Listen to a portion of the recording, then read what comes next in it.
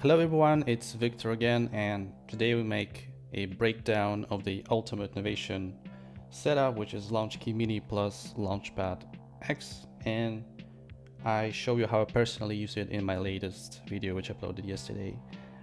If you haven't seen it, just check description. I'll leave a link here. So both devices are just connected via USB to my PC. On the Launchkey Mini, I'm playing notes using keyboard, and also it was convenient for me to just switch the pads to play drums instead of controlling session. To do that, you can hold Shift and click on the drum pad, and I'm playing drums from that point. For the session control, I'm using Launchpad X. To enter the session mode, you click on the session button on the first row, and here we are. Also, if you double click on the session button, you can assign some functions to the last row of the pads. I'm using it to arm instruments and also stop the clips like that.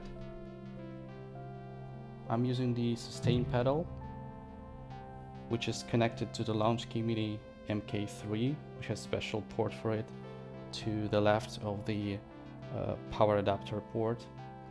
So usually it's used not for its direct purpose, like for sustain, but it's used to start and stop session record, so that you don't have to use your hands, you can just press it using your feet.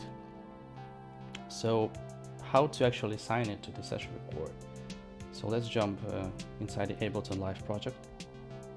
So to assign any function to the MIDI input, you click on the MIDI button in the top right corner of the Ableton window. So now we are in assign mode. Then you press on the function or parameter you want to assign to your hardware. In our case, it's session record. I click on it and then just press on the pedal, and in the left column you'll see that we have a new assignment, which is session record. And now, as I'm pressing on the sustain pedal, you can hear that it started the session recording of the arm track, which is kick in our case. I pressed again, and we have a new clip. That's it.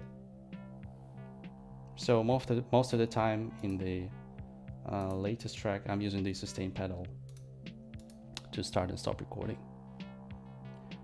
I think that's it for hardware. Let's have a look at the Ableton Live project and the instruments I'm using.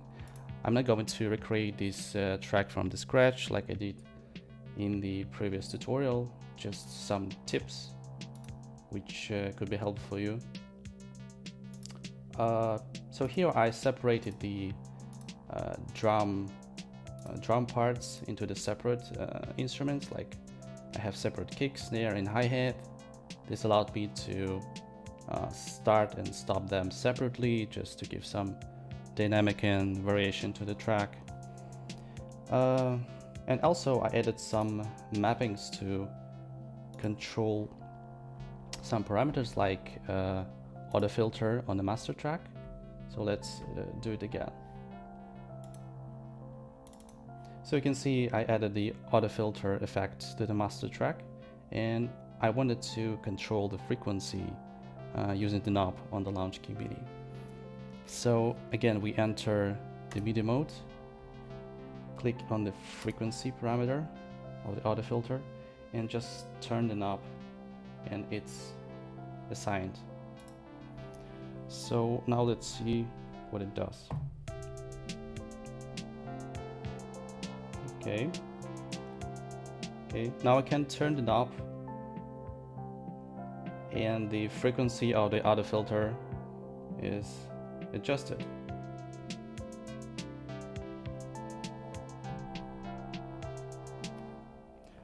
In the same way, I assign the delay control of the support instrument to the second knob. So let me just solve it now. Okay. Now it has no delay at all, but if I turn the knob to the right, you can now hear some delay appearing on the instrument.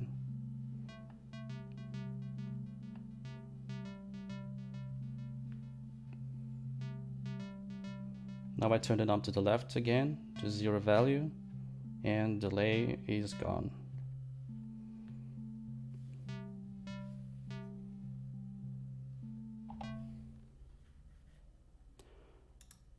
Okay, I suppose that's everything that I wanted to tell you about this setup. I think there's nothing complicated here. So if you have any questions, please leave your comments and I'll try to answer the questions which you have, and see you next time. Bye.